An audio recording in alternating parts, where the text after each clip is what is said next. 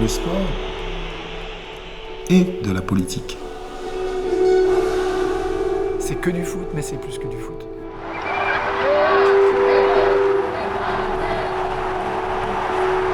La dernière fois qu'il m'a tendu la main sur les Champs-Élysées, c'était à la fin de la guerre.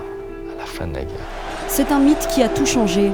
J'étais sur les Champs-Élysées avec un maillot de l'équipe de France et je criais à tue-tête « Zidane, président! Zidane, président !» On disait qu'ils étaient black, blanc et beurre. On venait de les mettre chacun dans une case.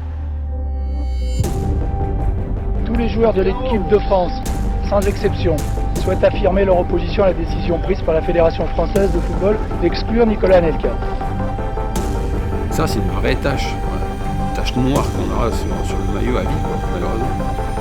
Je ne peux que constater, comme vous, le désastre avec une équipe de France où des caïds immatures commandent à des gamins apeurés.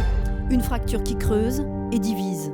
Une équipe de France qui gagne, c'est Black Bang Beurre, et puis une équipe de France qui perd, c'est des racailles, des quartiers. L'équipe de France questionne la société française sur ses obsessions. Il manque un bouclier devant. Vous en avez assez. Vous avez assez de cette bande de racailles. On va vous en débarrasser. Non, je suis pas une racaille. Moi, je suis pas une racaille, moi. Black Blanc Beurre, ce qui nous faisait rêver, ce qui nous représentait, ça s'est pété. C'est tombé par terre, c'est cassé. 20 années de grâce, de désunion et d'espoir retrouvé. Le foot est le miroir de la société française.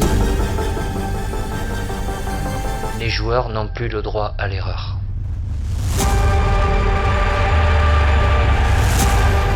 « 1996-2016, les Bleus racontent une autre histoire de France.